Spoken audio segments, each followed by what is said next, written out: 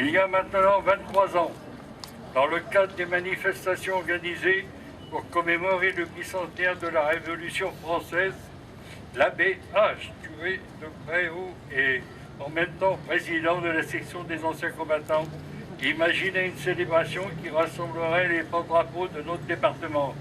Et un beau dimanche de juillet 1989, il célébrait en son église une messe, suivie d'un défilé de 65 porte-drapeaux réunissant les associations d'anciens combattants, des prisonniers de guerre et des victimes de guerre.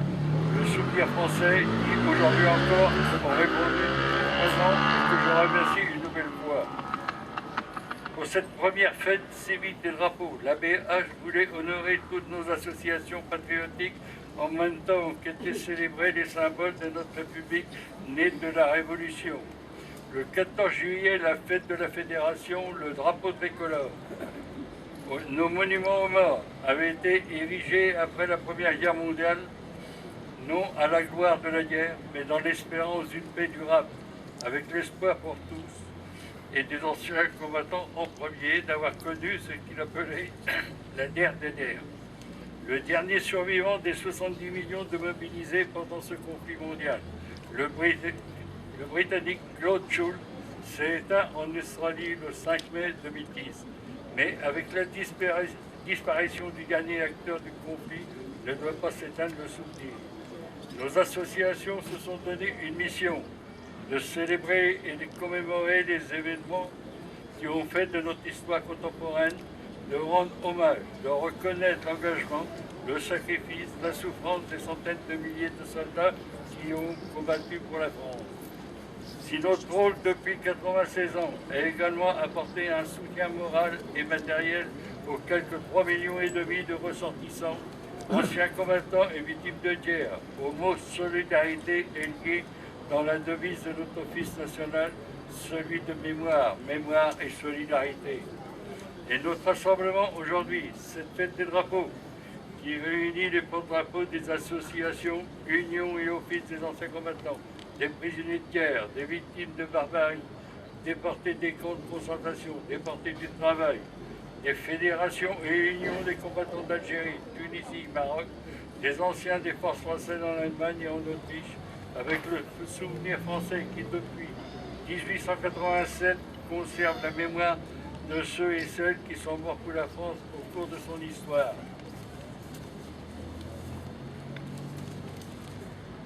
Entre cette mission et aussi à celle de transmettre le flambeau aux générations successives en leur inculquant par le maintien du souvenir, le sens du devoir, l'amour de la patrie, le respect de ses valeurs et de partager une mémoire européenne et internationale des conflits passés pour promouvoir la paix.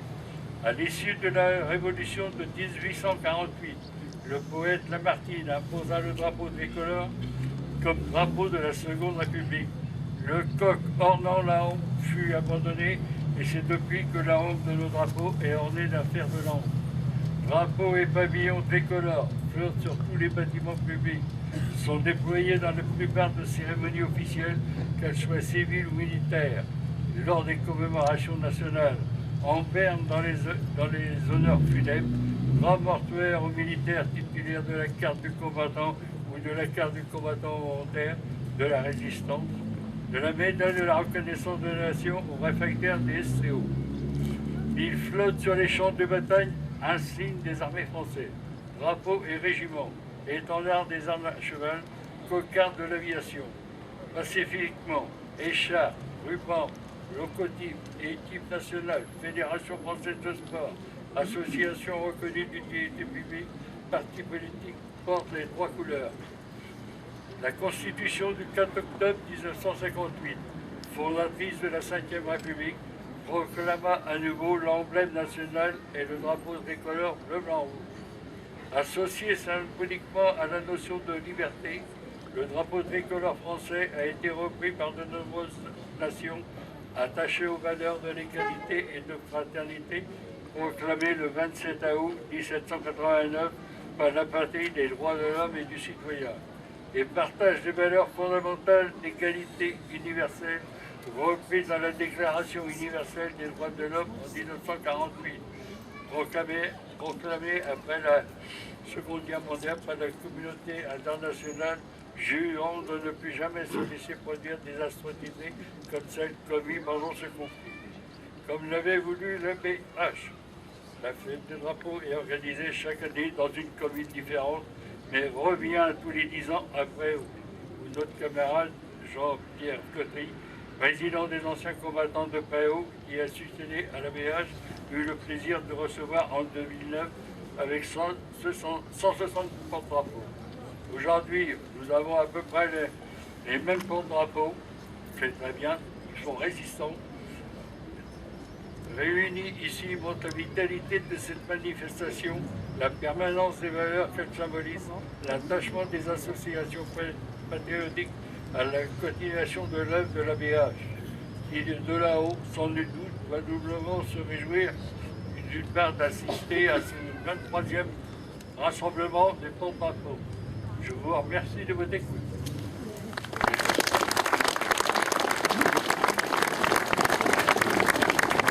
Maintenant, je passe la parole à Monsieur le maire, conseiller général. Bien, mesdames, messieurs, bonjour à toutes et à tous.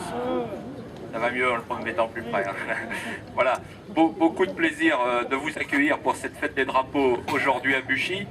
Un peu inquiet que le microclimat buchois ne nous abandonne dans quelques minutes, je vais donc essayer d'aller très vite. Beaucoup de plaisir d'accueillir Françoise Guégaud, notre députée. Ma chère Françoise, merci, c'est pratiquement une des premières sorties officielles de Françoise sur notre canton, sur cette nouvelle circonscription. Merci de l'avoir réservée pour cette fête des drapeaux.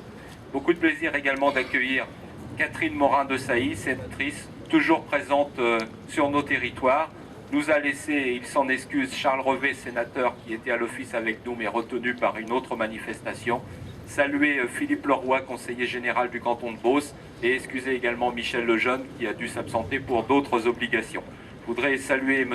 Audan, président de l'ONAC, qui est parmi nous, M. Lucien Torel, président de l'UDAC, mais qui connaît bien Buchy, on se voit relativement souvent. Saluer l'ensemble de mes collègues maires du canton de Buchy et d'ailleurs qui sont présents, l'ensemble de mes collègues du conseil municipal, et puis M. Michel Denouette, président cantonal des anciens combattants, l'ensemble du monde combattant, les représentants de la gendarmerie. J'ai vu M. l'adjoint de la compagnie de Rouen nous rejoindre, merci. Vous avez vu que la gendarmerie participe ce matin au bon déroulement de cette manifestation, et puis saluer les sapeurs-pompiers qui sont présents parmi nous. D'abord, vous dire que pour nous, c'est un honneur que de vous recevoir aujourd'hui à Buchy. Je suis persuadé que cela laissera un très très beau souvenir de ce magnifique défilé, de l'office, du monument aux morts. Dire aussi que pour nos porte-drapeaux, c'est vraiment une manifestation très très importante. Je sais que plus particulièrement sur le canton de Buchy, mais ailleurs aussi, on peut compter sur eux. Ils sont toujours présents pour nos manifestations patriotiques. Bravo et merci à vous. Je voudrais simplement vous dire que je fais partie de la génération qui a la chance de ne pas avoir connu de conflit. Grâce à nos aînés, ici à Buchy, Michel Denouette peut en témoigner, on entretient le devoir de mémoire de façon très vive, y compris les nouvelles générations, parce que si nous vivons dans un air de liberté que celui de la société française aujourd'hui, nous savons que nous le devons aux femmes et aux hommes des générations précédentes, les deux grandes guerres, la guerre d'Algérie, récit que nous avons connu par la transmission de nos parents et grands-parents, et nous devons, et je pense qu'il faudra associer les écoles, continuer de dire ce qui s'est passé pour que la conscience demeure. Voilà, je ne vais pas être plus long parce que je sens quelques gouttes. Je voudrais simplement vous dire, je vais laisser la parole à Madame la sénatrice puis à Madame la députée. À l'issue de nos petits propos, nous vous invitons et on sera à l'abri avant d'aller au déjeuner sous la halle. Depuis des siècles à l'accueil des manifestations, elle le fera encore aujourd'hui. Donc bravo, vous portez fièrement les couleurs du monde combattant, mais aussi les couleurs de la nation française. Bravo, bravo à vous, merci à toutes et à tous.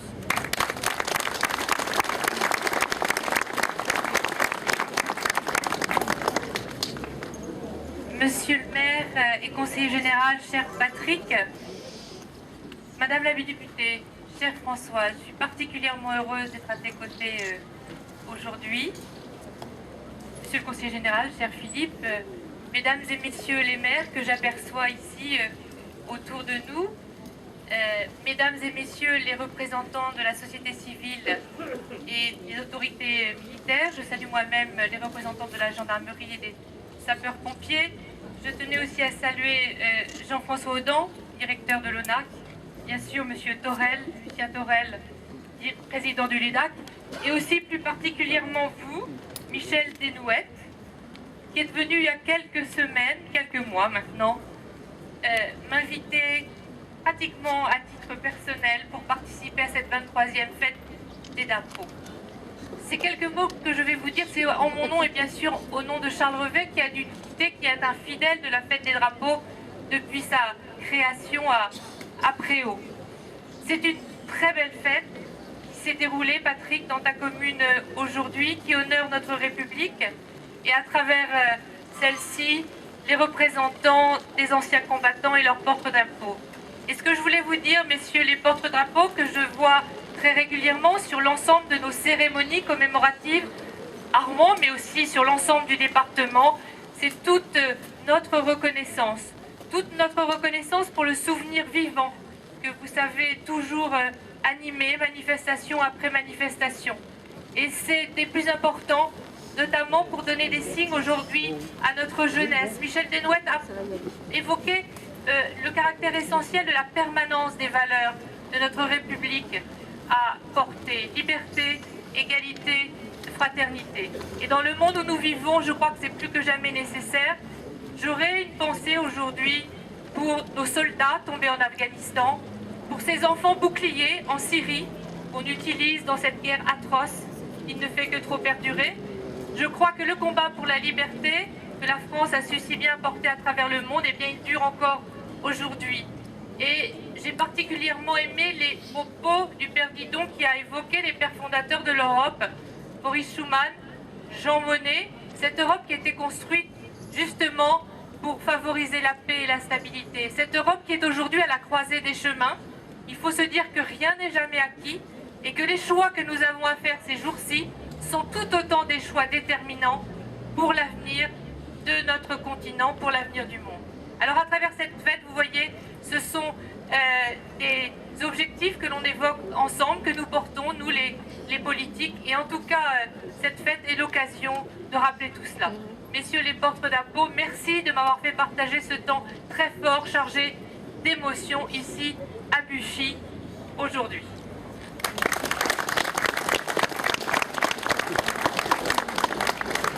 Bonjour à tous. Alors permettez-moi bien sûr de saluer en tout premier Patrick Chauvet, maire et conseiller général de Buchy, avec qui nous avons maintenant un enjeu supplémentaire de représenter cette circonscription ensemble. Et je suis très heureuse effectivement de pouvoir ce matin, au travers de cette belle fête, représenter l'ensemble des habitants de cette circonscription à l'Assemblée nationale. Alors, je voudrais bien sûr saluer aussi tous les élus, les maires, les conseillers généraux, les présidents. Monsieur Desnouettes, on vous a évidemment salué. L'organisation de cette fête est importante et c'est vrai que pour avoir vécu ce moment ces dernières années, puisque cette fête des drapeaux a eu lieu à de nombreuses reprises ces 5 dernières années sur la 2e circonscription, je sais combien elle est importante pour vous tous. Je voudrais bien sûr saluer aussi l'ensemble des représentants corps constitués, civils et militaires, les représentations de la gendarmerie, des sapeurs-pompiers, toutes les associations des anciens combattants. C'est vrai, vous l'avez dit, Monsieur le Président, il est important dans cette manifestation que vous soyez tous rassemblés. Cette unité est essentielle, elle représente l'unité de notre pays, notre unité nationale. Et vous, mesdames et messieurs les porte-drapeaux, je voudrais vous dire combien, comme Catherine Morin-Desailly, je te salue chère Catherine, c'est vrai que nous sommes très souvent ensemble dans ce département et souvent aussi à Paris parce que à nous deux et avec Charles Revet et les autres parlementaires de ce département, nous portons les couleurs de la Seine-Maritime dans ce Parlement français qui aujourd'hui vit évidemment un renouvellement important. Alors vous dire que, comme Catherine vient de le dire, comme Patrick aussi l'a rappelé, nous sommes à vos côtés le plus souvent possible dans les manifestations patriotiques dans notre département, sur nos territoires. C'est évidemment très important parce que c'est un devoir de mémoire, mais c'est aussi très important pour montrer à nos plus jeunes, à nos enfants, quelle est cette importance de ce drapeau bleu, blanc, rouge qui représente les couleurs de notre nation, qui a été porté par beaucoup de militaires qui se sont battus, qui ont défendu nos couleurs. Et là encore, c'est vrai que nous avons aujourd'hui un moment historique dans notre histoire.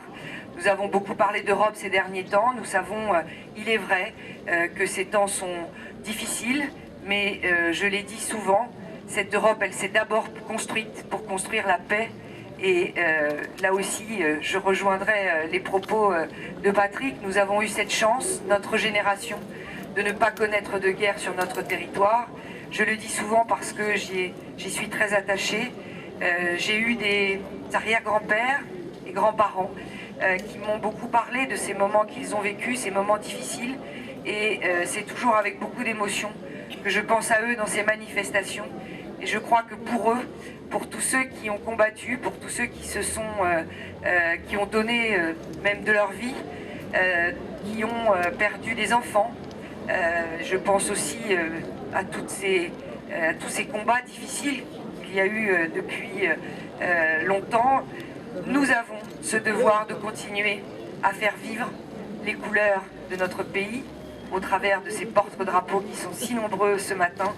Et nous les élus, nous sommes aussi en relais par rapport à ce devoir de mémoire. Voilà, alors une très très belle fête, le temps se maintient, j'espère que ça va durer encore quelques minutes. En tout cas, je serais ravie de partager ce verre de l'amitié avec vous tous, et encore un très très grand bravo à tous les organisateurs, à tous ceux grâce à qui cette manifestation est possible.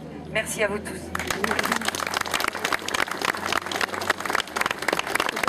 Comme on l'a rappelé, le temps étant très capricieux, au nom des personnalités qui m'entourent, nous remercions les porte-drapeaux d'être venus à cette fête des drapeaux et on compte sur vous pour continuer les prochaines. Pas 3 équipes, une, ça suffit. Mais c'est un beau travail. Hein. Alors je vous souhaite bon plaisir.